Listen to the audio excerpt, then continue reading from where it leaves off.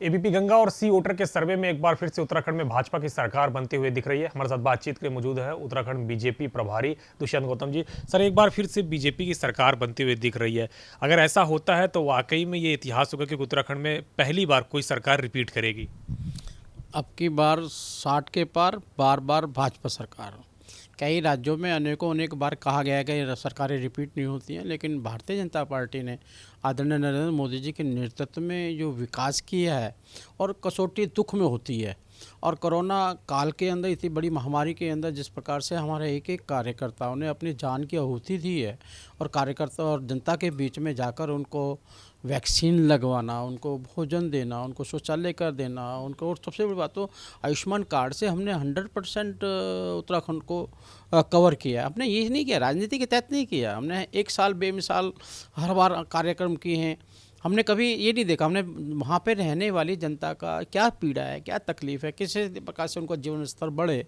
आपने देखा होगा हमने अब एक गशारी योजना भी चला रहे हैं, क्योंकि जानवरों के लिए चारा काटने के लिए हमारी महिलाएं, गांव के लोग बड़े दुर्घटनाग्रस्त हो जाते हैं। उसके लिए भी हम एक योजना बना रहे हैं। एक एक उनकी जो भी आवश्यकता है उसके अंदर सरकार किस प्रकार से अच्छा कर सकती है, ये हमारी इन्वॉल्वमेंट जो है ना, यही बताते हैं कि अब हम चारों धाम की यात्रा की पैरवी हमने बहुत अच्छी की। चारों धाम खुले, मैं उस दिन बद्री धाम में था 11:15 के, जब मैं वहाँ पहुँचा लोगों को इतना उत्साह था जैसे दिवाली होती है।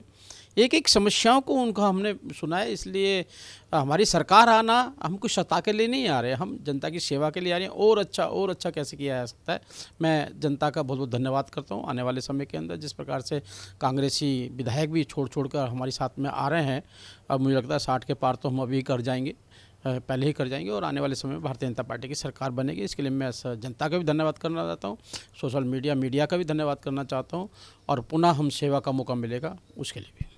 सर, अगर बात करें इसके अलावा तो गृह मंत्री अमित शाह जा रहे हैं 16 अक्टूबर को उत्तराखंड के दौरे पर। उसके पहले सर ये भी खबर आ रही है कि आप प्रभारी, सह प्रभारी, तमाम सारे लोग जाके संगठन की एक बार फिर से कामकाज की समीक्षा करेंगे, जिससे कि गृह मंत्री के सामने बेहतर समन्वय स्थापित हो सके। देखिएगा, पार्टी संगठन लगातार हमारा कंटिन्यू काम करता है। हमने अभी पन्ना प्रमुख बनाया है, हमने जो पोलिंग वो अपनी वोटर लिस्ट है उसका सत्यापन भी किया है, हमने कमेटियां बना दी, इलेक्शन कमेटियां बना दी हैं, और लगातार जो कार्य किए हैं लाभार्थी योजना के तहत जिनको लाभ मिला है उनके पास भी हम जा रहे हैं। और हमारे वरिष्ठ नेता हैं अमित शाह जी, वो आएंगे तो नेचुरली जब इंस्पेक्शन होता है तो कोई आता है तो और भी अच्छा करने की और कोशिश की जाती है। बाकी यही है सारा कुछ। गृह मंत्री के दौरे पे क्या खास रहेगा, क्योंकि यहाँ ये भी कहा जा रहा है कि वो साधु संतों से भी मुलाकात करेंगे। देखिए, उत्तराखंड जाए और साधु संतों से मुलाकात ना करे, उत्तराखंड जाए और मंदिर में ना जाए, देवभूमि में, ये तो एक ज़रूरी भी है और हमारी आस्था भी है, धर्म के प्रति हमारी आस्था भी है। हम कोई ऐसे तो है नहीं कि भी मौका मिलेगा तो हम कोट के ऊपर जनेऊ डाल लेंगे, अंदर क्रॉस डाल लेंगे, ऊपर टोपी पहन लेंगे। हमारे लिए ये नहीं है, हमारी आस्था है। और नवरात्रे चल रहे हैं तो वैसे भी जो भी हम जाते हैं तो वहाँ पे देवी देवता कुछ ऐसे तो हम कह नहीं सकते कि देवी की शक्ति कम हो गई है। हम कुंभ को बदनाम करने का काम नहीं कर सकते।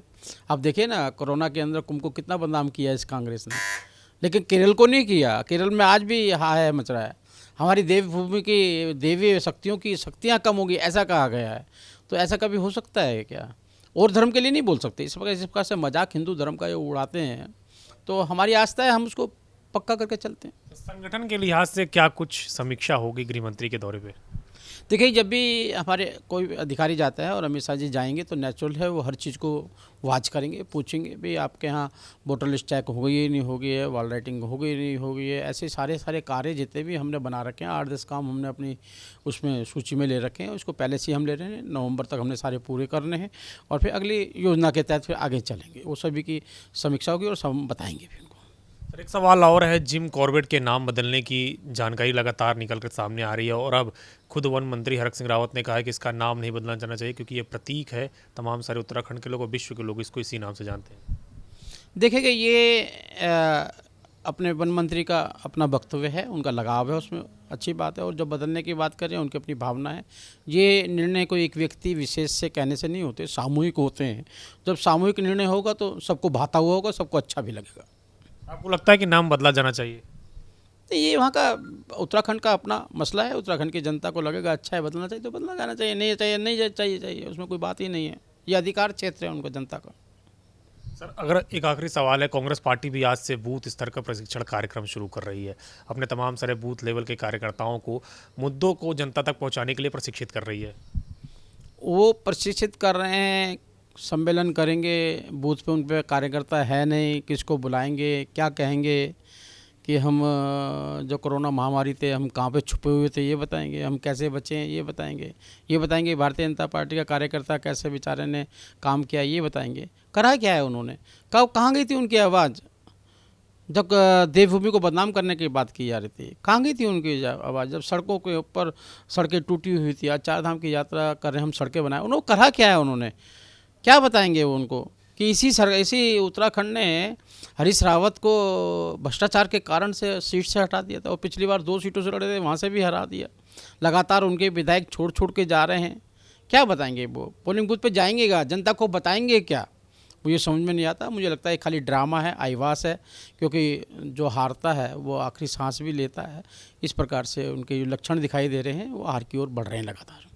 शुक्रिया हमसे बातचीत करने के लिए। उत्तराखंड बीजेपी प्रभारी दुष्यंत गौतम जी, जिनका कहना है कि कांग्रेस पार्टी हार रही इसलिए आखिरी सांस ले रही है, उनके प्रशिक्षण कार्यक्रम से कोई बदलाव नहीं होने वाला है। कमिश्नर कपिल सोलंकी के साथ अविनाश तिवारी, एबीपी गंगा, दिल्ली।